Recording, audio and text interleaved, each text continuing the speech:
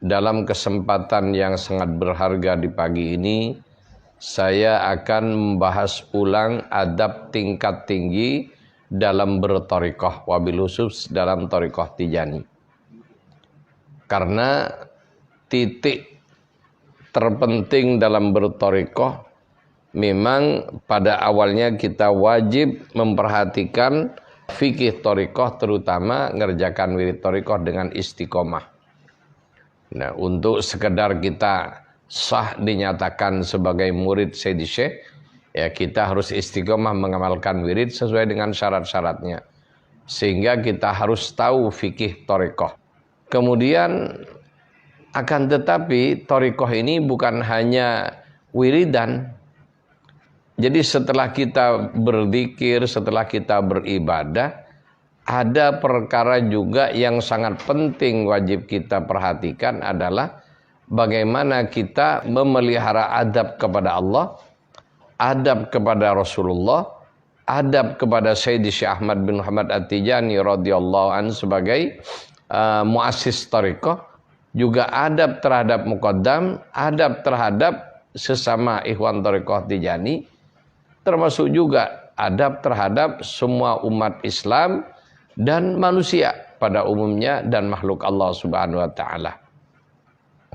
Kenapa Islam diturunkan oleh Allah dan Kanjeng Nabi dalam hal ini diutus oleh Allah? Tujuannya liutammima makarimal akhlak. Tujuannya adalah menyempurnakan akhlakul karimah. Jadi menyempurnakan akhlak yang baik. Dalam beribadah secara khusus akhlak kepada Allah Subhanahu wa taala, bagaimana akhlak di hadrat Allah. Otomatis ini adalah akhlak, harus menggunakan akhlak tingkat paling tinggi. Karena apa? Kita berhadapan dengan Sang Khalik, Sang Pencipta, yang maha memberi rezeki, yang maha mengetahui, maha segalanya. Sehingga kita harus bisa menjaga hati kita agar supaya Allah ridho kepada kita. Kenapa? Karena Allah maha tahu dengan apa yang ada di hati kita.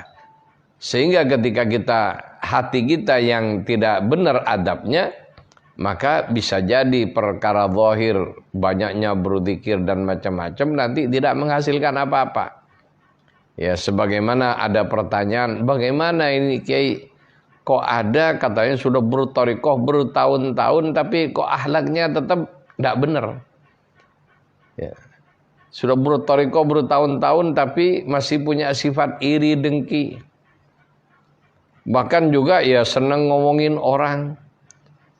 Kemudian dan macam-macam akhlak yang tidak baik.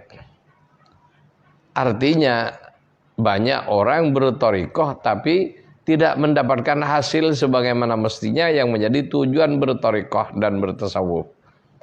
Apa? Makarimal akhlak, akhlakul karimah. Ya, akhlak yang baik, akhlak yang terpuji. Terutama bagaimana kita menjadi orang yang terpuji di hadirat Allah Subhanahu wa taala.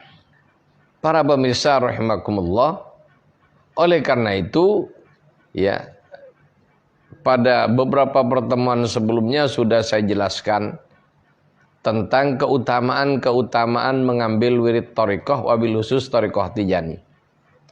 Termasuk karomahnya Sayyidi Syekh radhiyallahu anhu yang sangat spektakuler untuk keselamatan dunia dan akhirat.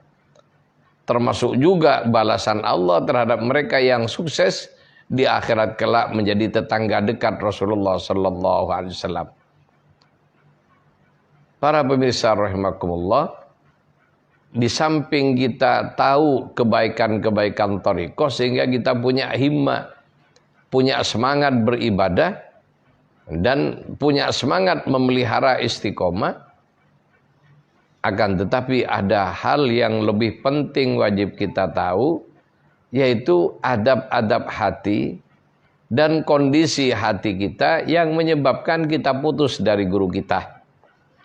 Ini yang perlu kita perhatikan dengan sebaik-baiknya. Kemudian dalam kitab Jawahirul Ma'ani dijelaskan wa amma ma yaqta'uhu anil ustadi fa umurun. Jadi adapun perkara-perkara yang memutus ya, seorang murid dengan gurunya adalah fa umurun, beberapa perkara. Faqad qala Sayyidina radhiyallahu anhu, Sayyidi Syekh Ahmad bin Muhammad At-Tijani radhiyallahu an menyatakan al umurul lati takunu sababan litardil murid anis syekh. Perkara-perkara yang menyebabkan seorang murid itu dibuang dari hadratnya Sayyidi Syekh radhiyallahu an. Minha al-aghrad. Di antara perkara tersebut adalah adanya keinginan-keinginan. Ya, aghrad. Kemudian minha al-i'tiradu bil qalbi wal lisani. Yaitu kita i'tirad, kita menolak dengan guru kita, dan apa yang ada pada guru kita, baik dengan hati maupun ngomong secara lisan. Jadi ada orang mau membaca wirid thariqah, akan tetapi dengan aturan thariqah menolak. Jadi di antara, bahkan ini kelasnya ya ulama sudah mengamalkan wirid thariqah Tijani, kemudian begitu gigih mempersoalkan dengan alasan kasihan dengan ikhwan, katanya kok dilarang ziarah. Jadi ini dengan aturan thariqah tidak muwafaqah, tidak setuju. Kalau tidak setuju dengan aturan thariqah kok masuk? Oleh karena itu disinilah pentingnya para muqaddam ya menjelaskan kepada calon ikhwan tersebut tentang syarat-syarat thariqah sejak awal apa adanya, tidak usah ditutup-tutupin. Dan calon pengikut tersebut harus nerima. Kenapa? Jadi pengikut itu harus taat aturan, bukan ngatur. Jadi kalau kita ada aturan thariqah kita ingkari, berarti tidak mau diatur. Sehingga diantara syarat-syarat ada ziarah. Masa ziarah ini disunnahkan?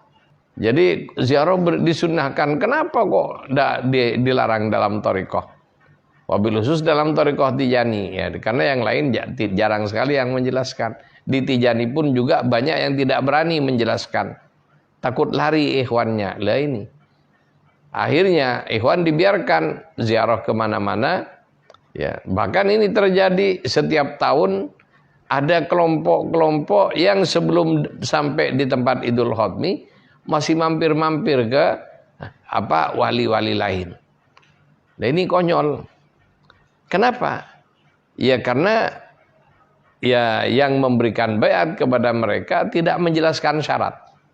Kemudian juga ada yang sibuk mencari alasan. Ya, kenapa dianggap melarang ziarah wali lain ini perkara yang sangat dahsyat? Memang iya. Kemudian dia aslinya merasa takut dengan syarat ini yang membuat ikhwan nanti kabur. Yang perlu kita sadari bersama dalam berthariqah ini adalah aslinya yang butuh itu kita pengikut. Jadi butuh diterima oleh Sayyidi Syekh agar supaya ya zahirnya lah dulu kita selamat dunia dan akhirat. Oleh karena itu kita ketika mau masuk dalam satu organisasi apapun, kita harus siap untuk menerima semua aturan yang ada dan menjauhi semua larangan yang ada. Ya, contohnya partai saja, kita ikut multi partai tidak boleh. Lalu bagaimana thariqah ikut multi thariqah? Ya, kapan ngamalkannya? Oke, mampu ngamalkan karena kuat wiritan. Tapi istimdadnya, orang tuanya wali yang mana nanti? Karena di akhirat manusia dipanggil berdasarkan nama orang tuanya, orang tua rohani, guru. Sehingga ya ikhwan thariqah ini dipanggil dengan gurunya dan kita ada di belakang guru-guru kita. Ya, kita jika benar thariqah Tijani nanti di akhirat dipanggil oleh Allah, kita maju ke hadrat di belakang Syekh Tijani. Kalau kita mengamalin 3 thariqah, ada di mana kita dari 3 wali tersebut? Oleh karena itu tidak ada ya syarikah, ya, tidak ada persekutuan antara nabi. Umat Islam tidak boleh ikut syariat nabi lain. Termasuk juga orang Tijani tidak boleh ikut thariqah lain. Dan aslinya thariqah yang lain pun juga kayak gitu aturannya. Ini para pemirsa rahimakumullah. Jadi, dan kita dalam hal ini tidak bisa iktirad, tidak bisa nolak dengan aturan ini. Baik ya tidak ngomong tapi hati kita tidak setuju. Masa kita ini wiritan, ya kita menganggap wiritan thariqah cukup wiritan. Tidak perlu taat dengan aturan yang ada, tidak mau nerima dengan aturan yang ada, tidak ngomong tapi tidak nerima. Tanpa disadari dia tidak nyambung dengan Sayyidi Syekh radhiyallahu anhu.